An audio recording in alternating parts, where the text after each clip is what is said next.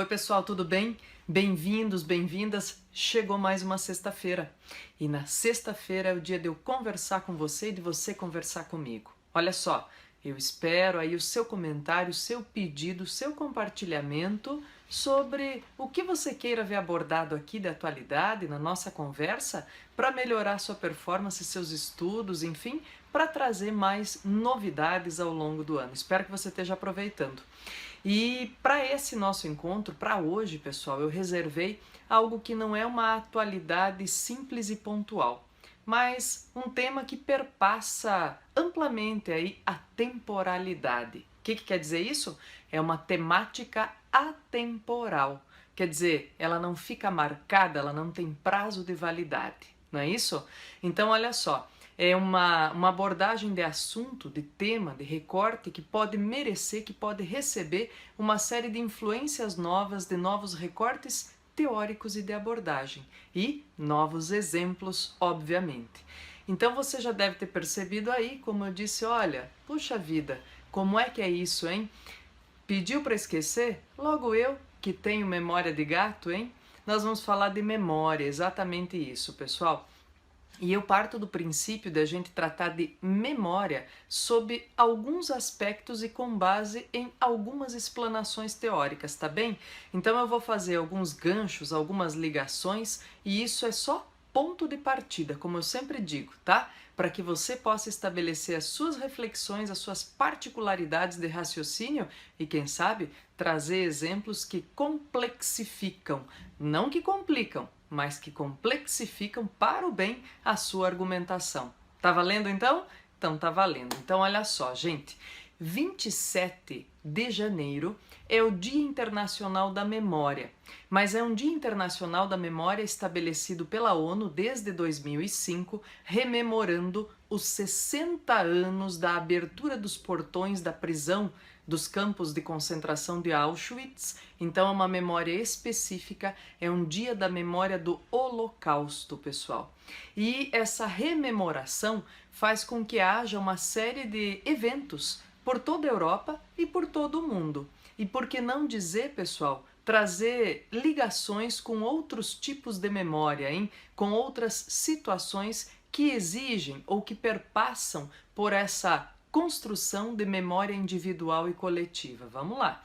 Olha só, uma frase importante neste ano da prefeita de Roma, a Virginia Raggi, foi dizendo o seguinte na abertura dessas rememorações na Itália. Ela disse assim, ó: recordar é o antídoto mais forte contra o esquecimento e a indiferença, e o instrumento mais importante para traçar uma nova estrada. Essa frase, gente, serve como ponto de partida para qualquer raciocínio sobre memória, não é verdade? Ela pode ser ampla, abrangente, mas pode tornar o nosso mecanismo de raciocínio mais específico.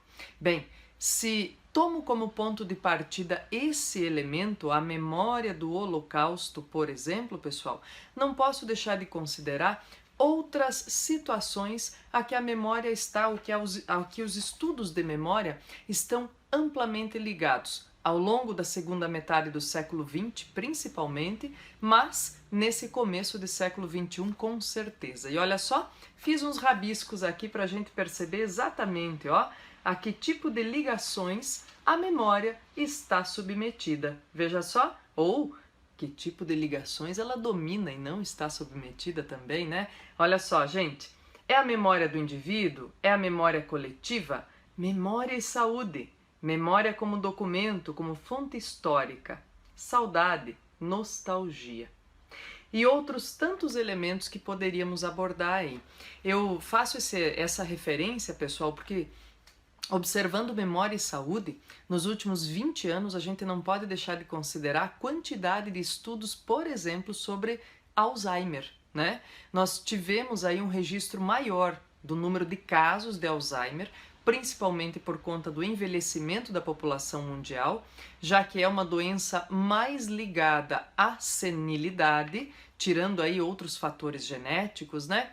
E considerando isso, pessoal, nós temos aí uma série de abordagens, por exemplo, e inclusive cinematográficas. Uma sugestão que eu faço a você, se não viu ainda, Para Sempre Alice. Para Sempre Alice. Uma belíssima história contada aí com a crueza da vivência da degeneração, né, da memória provocada pelo Alzheimer. Vivida, estrelada pela Julianne Moore. Muito bonito o filme, muito bom para reflexão sobre o tema. Em outros aspectos, gente, a pesquisa sobre Alzheimer tem se desenvolvido com muita força e intensidade. E um dos elementos importantes é que vários pesquisadores já chegaram à conclusão de que saber mais de uma língua ajuda ao indivíduo a estar menos submetido à possibilidade de ter Alzheimer. Então, bacana a gente se embrenhar também por esses estudos e olha, gente, fazer valer isso para a nossa saúde, quem sabe, hein? E pensando nessas ideias de memória individual e coletiva, pessoal, olha só, tem um sociólogo que eu queria mencionar para vocês, é um sociólogo francês que teve influência do pai da sociologia e antropologia, o Émile Durkheim, que se chama, esse sociólogo que fez uma espécie de sociologia da memória coletiva, ele se chama Maurice Aulfax. E assim, gente, ele trabalhou com isso lá no comecinho do século XX ainda, hein? E mesmo assim, pelas influências que ele recebeu, ele conseguiu trabalhar aí com uma teoria complexa sobre construção de memória coletiva. Quem sabe, para os nossos dias, uma reflexão como essa seja importante, né?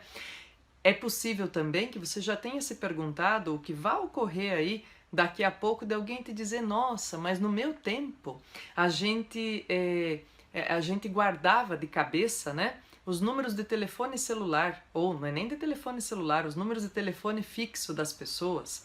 A gente sabia de cabeça isso e aquilo. Bom, também estão se desenvolvendo aí estudos, gente, considerando que hoje nós temos uma transferência de algumas memórias que são simples decoreba para equipamentos eletrônicos, não é isso? Hoje nós temos uma agenda, por exemplo, do telefone, que nos permite saber ou consultar os números sem que a gente precise decorá-los. E vários estudiosos já têm chegado à constatação, gente, ou ainda trabalhando com isso, de que nós estamos desenvolvendo nossa memória para outros assuntos, para outros temas, dando outros vieses de uso para nossa memória, que não essa história de decorar em caixinhas as coisas, hein? Olha, é importante a gente considerar que o indivíduo muda com a coletividade e vice-versa, não é verdade? Outra coisa importante, olha só, pensa lá na possibilidade, gente, das fotografias no início do século XX e das fotografias no início do século XXI, né? Como é que se dava esse armazenamento de memória familiar, por exemplo, e de memória individual, né? A quantidade de fotos que nossos avós ou que nossos pais têm é infinitamente menor que a quantidade de fotos que nós, nossos filhos, podem ter, principalmente pelo desenvolvimento da tecnologia. Então, gente, não dá para discutir memória sem trabalhar em paralelo com os avanços dessa tecnologia da informação principalmente, né? Há outras coisas bem importantes relacionadas aí à ideia da memória, pessoal, e eu queria trazer para vocês um pouquinho, então, puxando de novo para o meu ponto de partida, que foi para a nossa conversa, que foi a história da ideia de 27 de janeiro ser o dia da memória do Holocausto, né? E haver uma série de rememorações pelo mundo, né? Um dia institucionalizado pela ONU a partir de 2005, do ponto dos 60 anos da abertura dos portões de Auschwitz, então. Quero chamar a atenção, olha só, trouxe aqui, ó, um livro, gente, do Eric Kandel, chamado Em Busca da Memória. Ele é professor de Columbia, nos Estados Unidos, e ele é um dos sobreviventes, né? Por assim dizer, claro, é um dos sobreviventes do Holocausto, é um dos sobreviventes da Segunda Guerra Mundial. Como assim? Olha só, gente, lá na noite de 9 para 10 de novembro de 1938, houve o que se convencionou chamar de Noite dos Cristais, traduzindo, né, para o português. Foi uma noite em que houve a invasão de sinagogas, de casas de comércio, de casas particulares, de residências particulares, de uma série de judeus aí ao longo, né, da Europa, mas principalmente na Alemanha, na Itália também, na Polônia, gente. E houve essa invasão e houve muito quebra-quebra de cristais, peças, tudo jogado ao chão, lâmpadas, enfim. E o que acontece é que o barulho desses cristais quebrando foi o grande, vamos dizer assim, incentivador para que o Eric Kandel se tornasse um grande estudioso da memória, gente. Por quê? Porque ao longo de muitos anos, depois dessa memória, que ele era uma criança quando isso aconteceu, ele diz que sempre, à noite, quando ele ia dormir e fechava os olhos, ele ouvia esse barulho de novo.